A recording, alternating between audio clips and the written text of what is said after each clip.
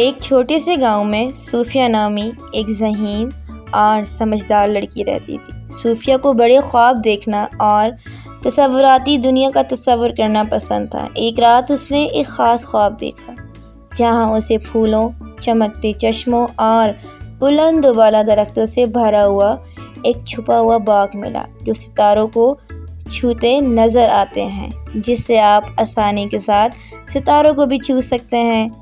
صوفیہ جب سو کر جاگی تو اس نے فیصلہ کیا، کیونکہ وہ اس خواب کو بھلا نہیں پا رہی تھی، کہ میں اس باغ کی تلاش میں جاؤں گی اور اپنا مقصد پورا کروں گی۔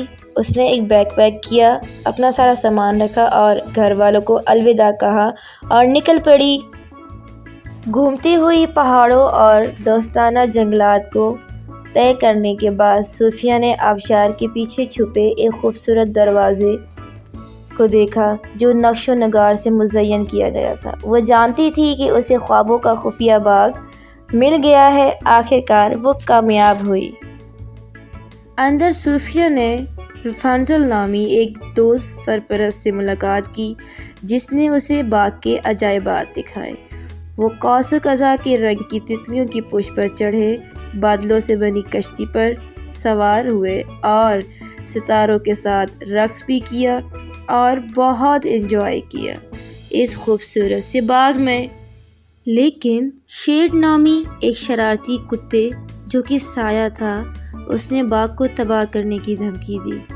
صوفیہ اور لونا نے باغ کے جادوئی مخلوقات کے ساتھ مل کر سائے کو دور کیا اور باغ کی چمک کو بحال کیا۔ پھر سے ہنسی خوشی اس خوبصورت سے باغ میں رہنے لگے اور صوفیہ نے اپنا خواب مکمل کیا۔ جو اس نے خواب دیکھا اس کو پورا کیا۔ اور پیارے بچوں، صوفیہ اس انعام کے ساتھ اپنے گھر کو واپس لوٹی۔ وہ جب چاہے اس خوبصورت سے باغ میں جا سکتی ہے اور اپنے سپنوں کو سچ کر کے دکھا سکتی ہے۔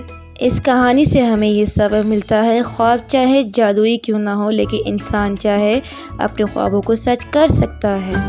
Subscribe to my channel, like the videos and press the bell icon.